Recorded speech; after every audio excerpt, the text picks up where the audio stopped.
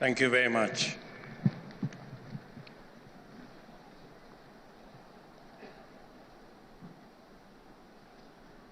Your Excellency, Mr. Deputy President and Pastor Dorcas, our Prime Cabinet Secretary, the Honorable Musalia Mudavadi, and Mama Tesi, the Honorable Speakers of the National Assembly and Senate, Your Lordship, Chief Justice and President of the Supreme Court, and your Deputy, the Governor of the great city of Nairobi, Your Excellencies, High Commissioners and Ambassadors, Cabinet Secretaries, distinguished ladies and gentlemen, na Wakenya wenzangu wote, hamjambo. Wakenya hamjambo. Bwana Yesu asifiwe. Assalamu alaikum. Wakenya hoye.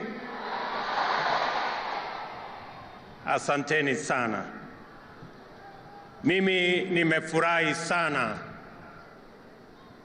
kwamba katika jamhuri hii ya kwanza kwa serikali ya awamu ya 5 tunasherekea jamhuri kwa njia ama kwa hali tofauti. Today we celebrate this jamhuri in a special way that we have intentionally profiled this jamhuri to be the jamhuri of technology and innovation. We have done so deliberately and intentionally because of the huge potential that exists in our technology and innovation space. And in our midst are friends and partners who today are our guests, and they have come to join us in this celebration, leaders from the tech community and ecosystem.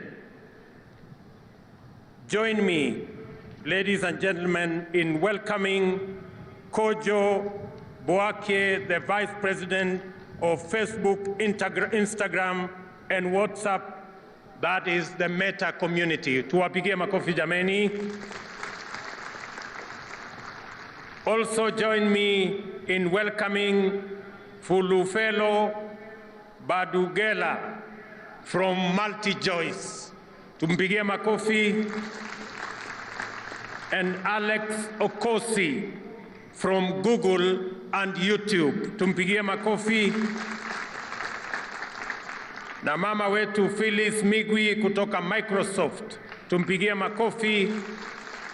Na Salim Egos from Mastermind. Let us celebrate him as well. And Aida Diara from Visa. These great people, tuwapigie makofi tena wako hapa. These great people have joined us. Please, you can take your seats. These great people have joined us because Kenya is a country of great opportunity, especially in the tech space. And we deliberately chose that this Jamhuri is going to be about innovation and is going to be about technology. And we did so deliberately for various reasons, which I will elaborate. First, when we went round, the people of Kenya told us that they want technology to drive our economy.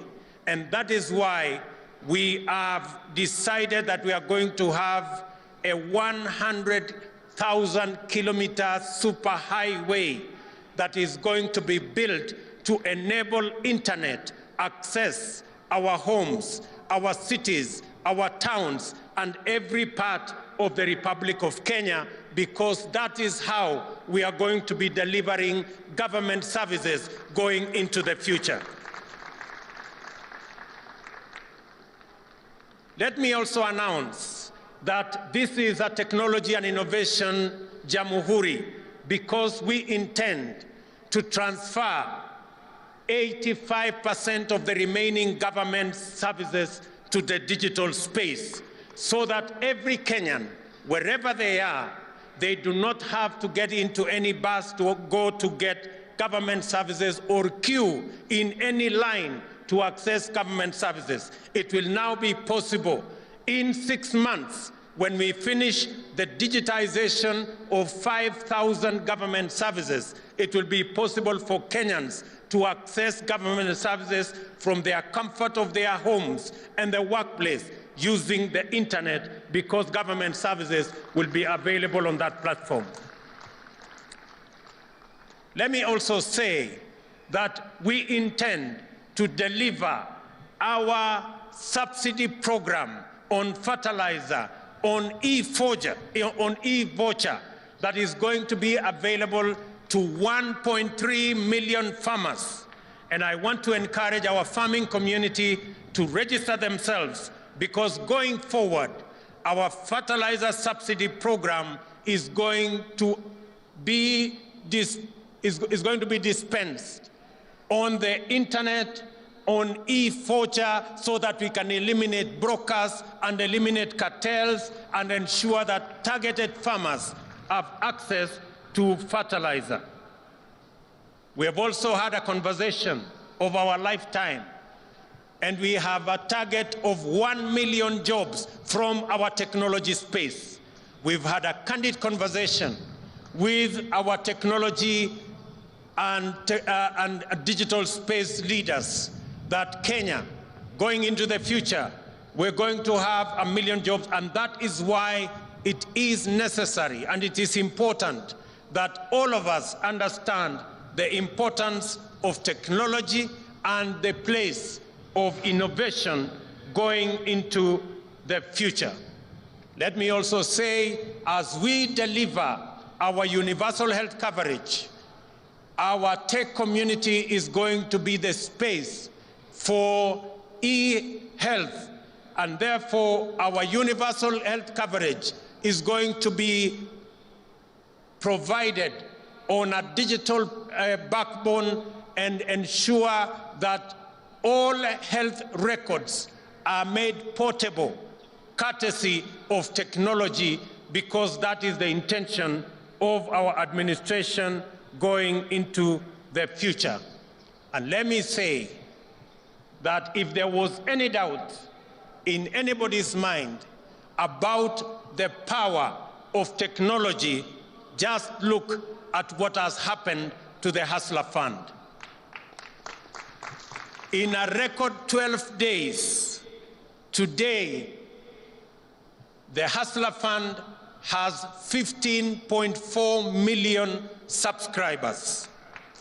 In just 12 days, the Hustler Fund has lent 7.54 billion Kenya shillings to approximately to the 7.4 to the 15 million Kenyans that are on that space. And let me also say that the Hustler Fund has accumulated savings of close to 400 million shillings in just 12 days, well on track to 1 billion shillings in the next few days. It confirms the power of technology. Without committees, without secretariat, that is what the Hustler Fund has achieved. And the good news, and I want to thank the millions of Kenyans who have borrowed on this platform, that today 1.2 billion shillings has already been repaid by Kenyans who borrowed on this platform.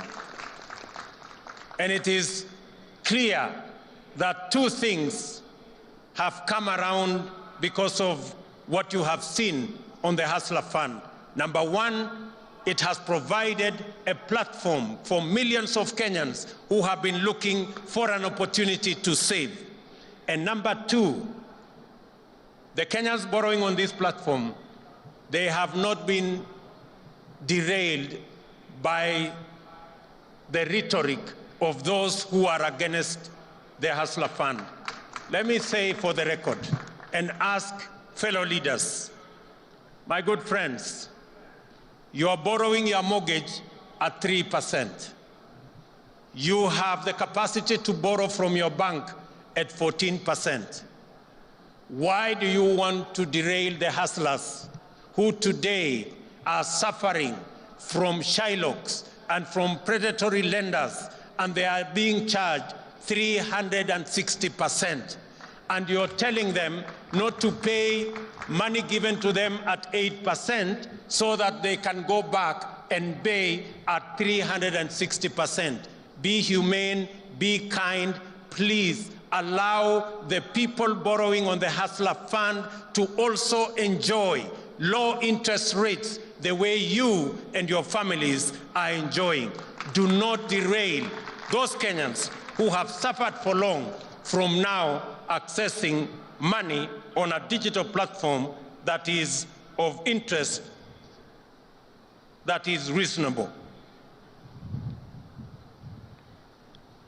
And as we enter the 6th decade of our independence, we can proudly cite many achievements and impressive progress made through our own consistent efforts as evidence that our freedom struggle was neither an empty political adventure nor a reactionary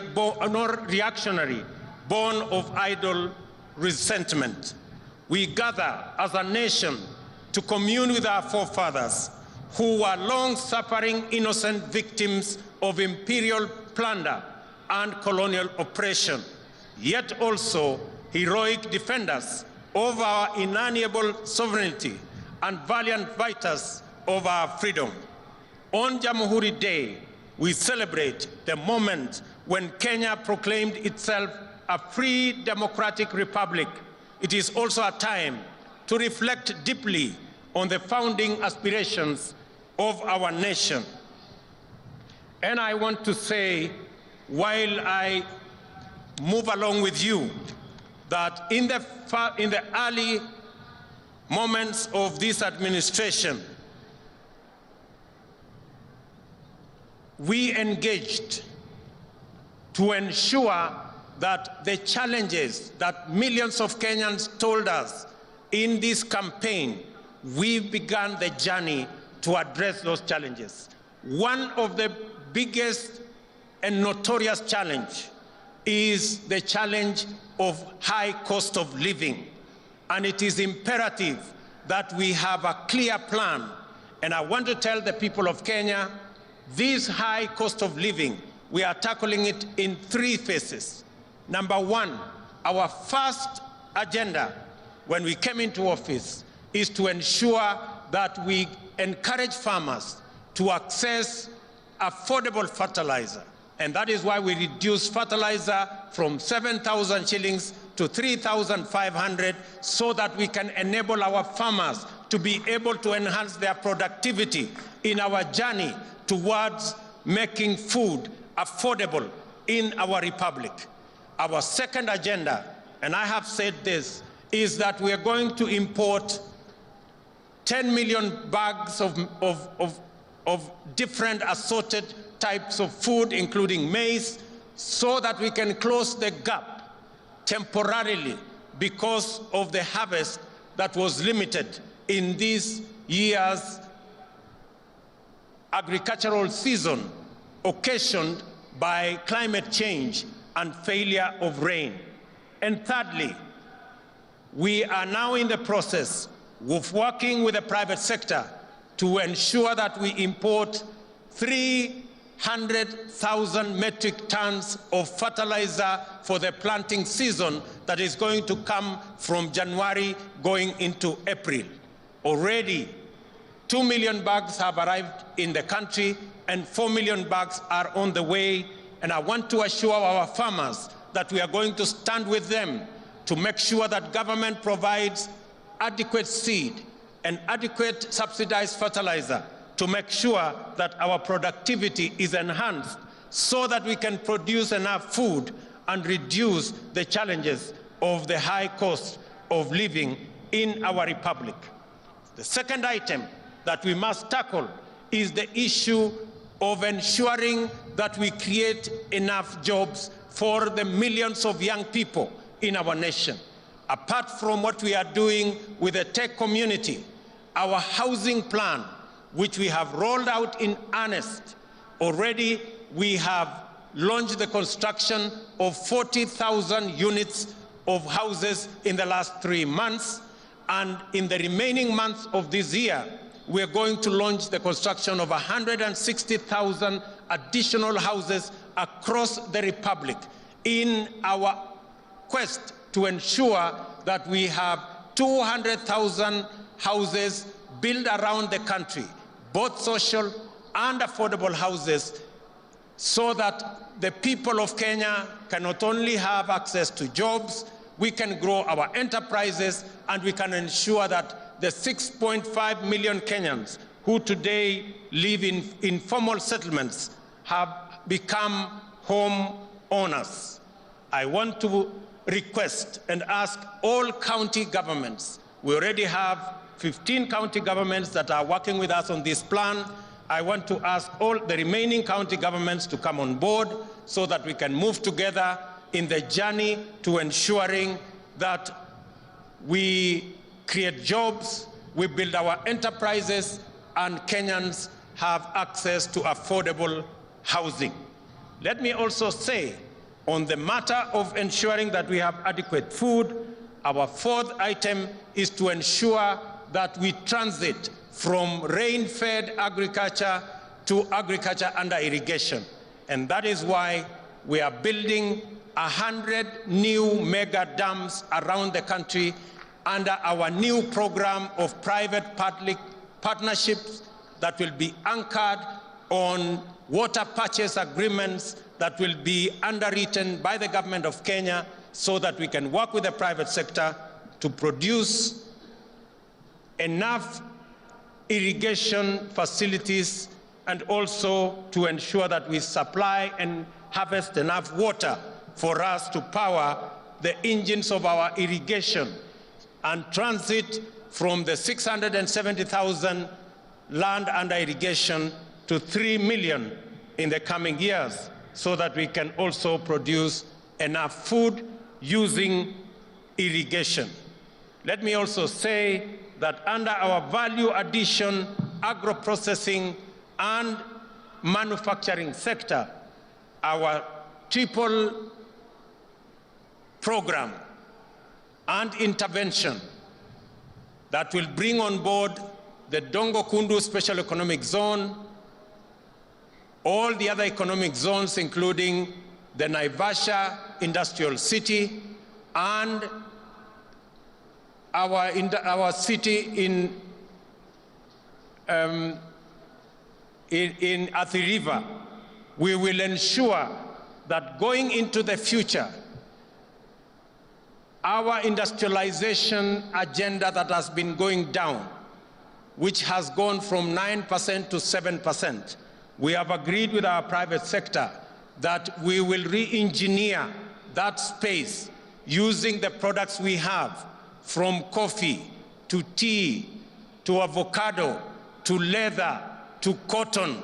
And we have agreed that industrialization is going to contribute from our 7% at the moment. We want to move it to 20% of our GDP by 2030, because that is the way we are going to add value to our products, we are going to create jobs, and we are also going to create wealth.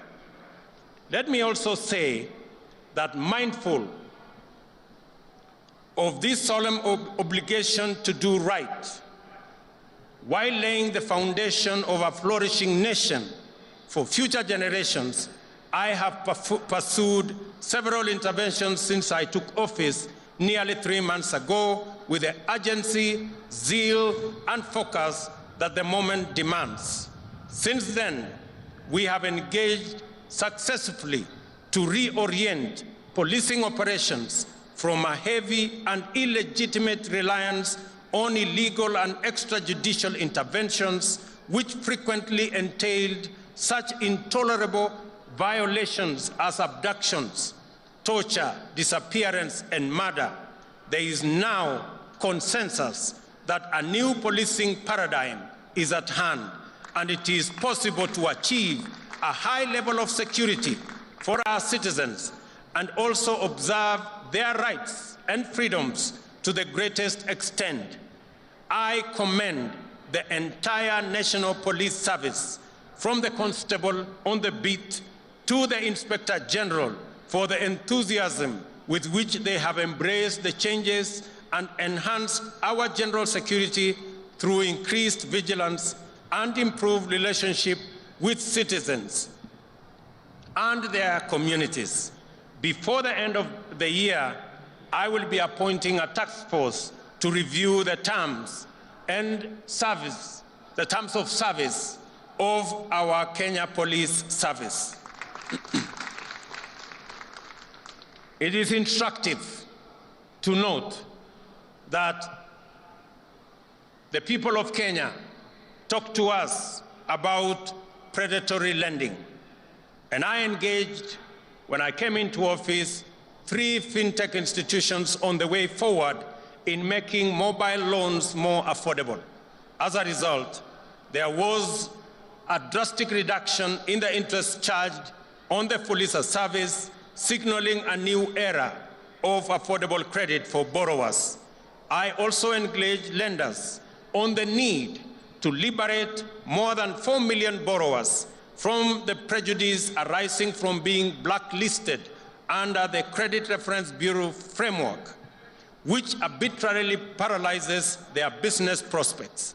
We have secured an agreement with the lenders to abandon this punitive approach and shift to a credit scoring system which incorporates incentives for both lender and borrower. Let me also say that under our program on managing climate change, we will ensure that we build our 15 billion tree cover to be planted around the country. We will build it from the bottom up. The Ministry of Interior has the instructions to start with the 45,000 people at the bottom of the provincial administration pyramid, the Nyumba Kumi leaders, 45,000 of them, coming to the 9,000 assistant chiefs and 4,000 chiefs, to ensure that we build from the bottom going up our tree planting exercise to ensure that we reach the 15 billion trees planted across the country. And I want to thank the Governor of Nairobi. We are going to be working with the county government of Nairobi in the greening of our city. And we have agreed with the governor that beginning January, we are going to hire 11,000 young people to create the army that will green our city, those that were working under the old program of Kazi Mtaani.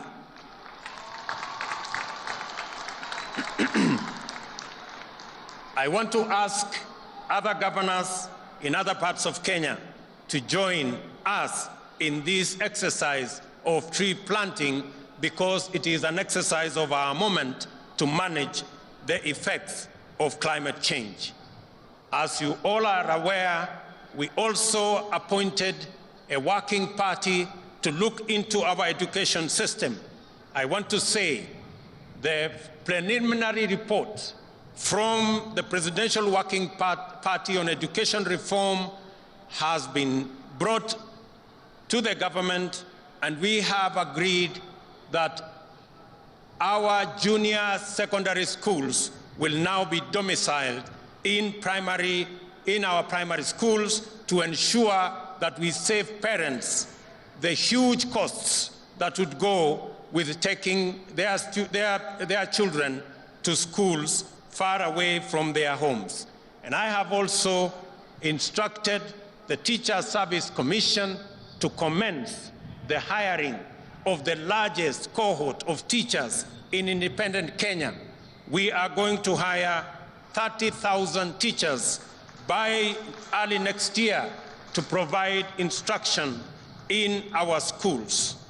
Let me also say a request from Kilifi County that the Pemba community living in Kilifi County that has for a long time suffered without identity, the government of Kenya is now going to work on the modalities to ensure that the Pemba community acquire citizenship of the Republic of Kenya.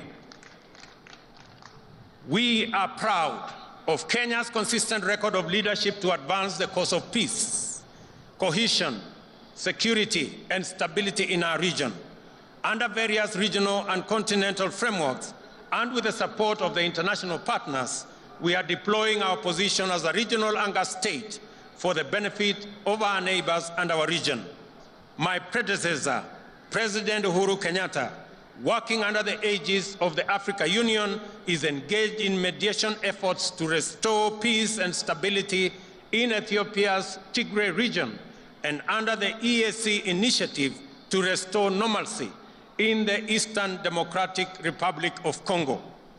Our interests, ladies and gentlemen, are nested in a dense network of reciprocal diplomacy, which helps our agenda to attract investment, forge partnerships, and create markets for our exports and employment for our young people locally and overseas.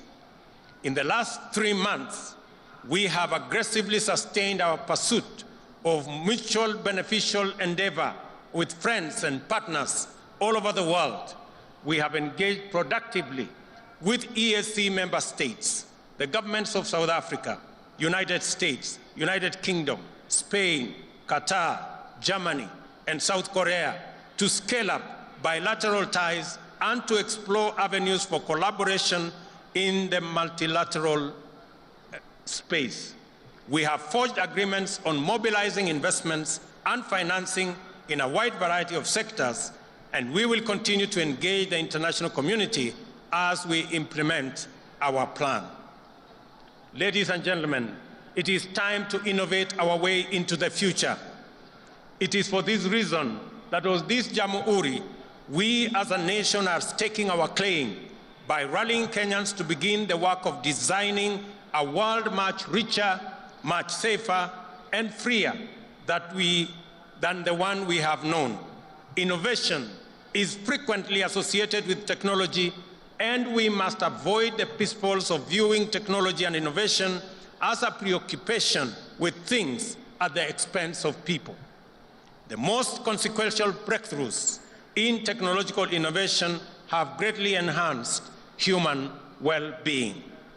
Among the Innovation Week's champions are the winners of 2022 Holt Prize, Eco Banner, from St. Paul's University, who employed the concept of green and circular economy to produce biodegradable sanitary pads from banana fiber. I have asked the Ministry of Education, in recognition of their innovation, to work with these young innovators on the delivery of our commitment to provide sanitary pads for schools in Kenya. The Kenya Innovation Week attracted large global technology firms whose senior leaders made their way to Kenya to witness firsthand the magnitude of the innovation potential of our Silicon Savannah. We have agreed on partnerships to support local organizations in providing opportunities for young people to acquire training and skills on various aspects of digital productivity. We are also exploring ways of making the benefits of monetization of online activity available to Kenyan content creators on more platforms. I have spoken directly to Meta, the parent company of Facebook, WhatsApp, and Instagram, to monetize content for our digital entrepreneurs that will exponentially multiply their incomes and create employment opportunities for others. I am impressed and encouraged by the power of monetization and remote jobs.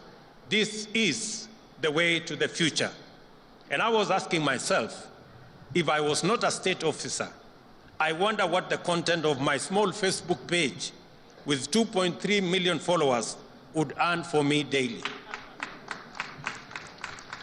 As we have witnessed today from the performances that have given us thrilling entertainment, our creative sector is ready with thousands of highly talented and promising young people waiting to seize opportunities to stream high-quality content for monetization. My administration, in that context, will work with all our tech community to ensure that we actualize the monetization that will ensure that these young people get royalties and money for what they are doing in the tech space. On sports, my administration recognizes sports and the arts as a major industry that can employ millions of our youth and help grow our economy. This is why we have moved with speed to get our football back, to protect Kenya's proud athletes' pedigree from doping, and to streamline collection and distribution of royalties from our artists. Through the revolutionary Talanta Hela plan, we will rebuild and monetize our sports and creative industry. As part of this plan, I will champion a grassroots football development program that will see national government work with county governments to invest heavily in youth football. Arrangements are at an first stage to launch a bottom-up football tournament to be contested by under-19 teams from all 47 counties. We will work with our county governors for each county to build a team right from the ward level. This is the first step in our Football Vision 2030, where we will target our Harambee Stars to play at the 2030 World Cup and Kenya to host the 2027 Africa Cup of Nations. Together, let us build Kenyan football from the grassroots of our villages to the grand stage of the World Cup. I suggest to the ministry that the finals of these inter-county teams should be held on Jamhuri Day every year so that we can celebrate the teams from across Kenya. We are ready to take our place as the digital workforce of the world. Our commitments under the digital superhighway component of our plan were intended for this purpose. To underscore our intent, we are today unveiling several cohorts of graduates whose training was supported under arrangements between the government of Kenya and the private sector. Safaricom retrained a number of university and TVET graduates to meet the digital industry needs of software engineering and data. Also, graduating today are the Presidential Digital Talent Program, a class of talented youth selected by the Information and Communication Authority for training through internship. Additionally, it is a big day for the beneficiaries of the Kenya Commercial Bank Tujiajiri program. And finally, the Google Hustler Academy, who underwent an intensive and interactive training program, are ready to begin their journey in a world of work and opportunity that is now familiar territory. I now request all these graduates present today to rise. Hawa ndio wangwana wako hapo. And let me say the following to them. Fortune rewards the bold. I congratulate the young people who followed their curiosity and passion to explore new ideas and possibilities, and are now at the threshold of a new chapter in their lives and careers. I can say that through this disruptive graduation, you have now been granted the power to create, to connect, to innovate, and to inspire. I wish you success and God's blessings. Congratulations. You can now take your seats. Asanteni sana. We also congratulate 29-year-old Nelly Cheboy, the founder of TechLead Africa, who this morning was declared the CNN Hero of the Year for her work in creating computer labs for Kenyan children to access opportunities in the digital world. Congratulations, Nelly, for connecting and inspiring thousands of Kenyan children. As promised, everyone present in this stadium today will get a free scholarship on global entrepreneurship and innovation from the Thunderbird School of Global Management at Arizona State University. It is now time to keep that promise. There is a QR code near you. Mumeipata? Scan and access the scholarship now. A 16-unit course that would have costed you $100,000 is now accessible to you for free, courtesy of the Innovation Jamhuri. I also appreciate the firms and organizations which have stepped forward to support our vision to make Kenya the hotbed of innovation. We will continue to do our part and make such partnerships bigger in future, and you are always welcome to be part of Kenya's journey to greatness. As part of this endeavor, KONSA has started the distribution of 23,000 virtual desktops to TVETs to enable students exploit remote job opportunities across Kenya. Ladies and gentlemen, we are committed to support young people in re-establishing this country as the Republic of Ideas and the home of innovation. Through a dedicated startup fund, government will support the most innovative ideas each year to scale up into viable enterprises and commercial brands that will provide employment and drive our economic growth. The government of Kenya will work with our academia to establish the Kenya Open University within the next 1 year. I urge our scholars and intellectuals to play their part in democratizing education and open the way for anyone and everyone to quench their thirst of knowledge, education, and training.